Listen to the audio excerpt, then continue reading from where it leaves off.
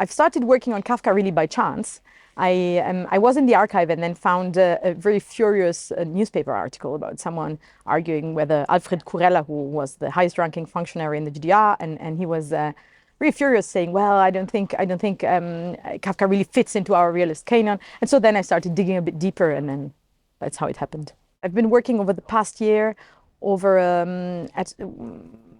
putting together an issue of the journal Oxford German Studies on the Kafka reception behind the Iron Curtain, so that I've been editing, and so that's really what I've been working on for the past year at least, yeah. But now it's in print, it's done, so I hope to get started with something else. In terms of the research, I mean, Kafka has been translated really quite early in Italy, and Italy has had a very long tradition of very good translations and of very prompt interest in German culture and German-speaking literature.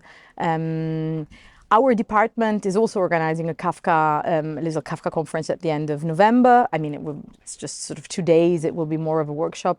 And we have a really generous funding. So thanks to the funding of the department, I managed to go to Berlin to the Akademie der Künste to do my research.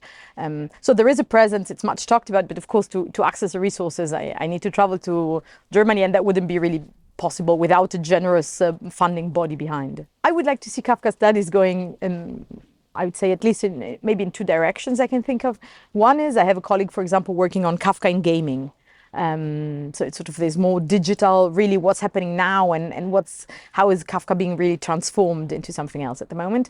I do think as well that Kafka sort of in Eastern Europe and behind the Iron Curtain really there isn't much about it. And I think that would be also quite an interest in Yugoslavia, for example, Romania, or when did they translate it and how was it received? I think that would be quite interesting.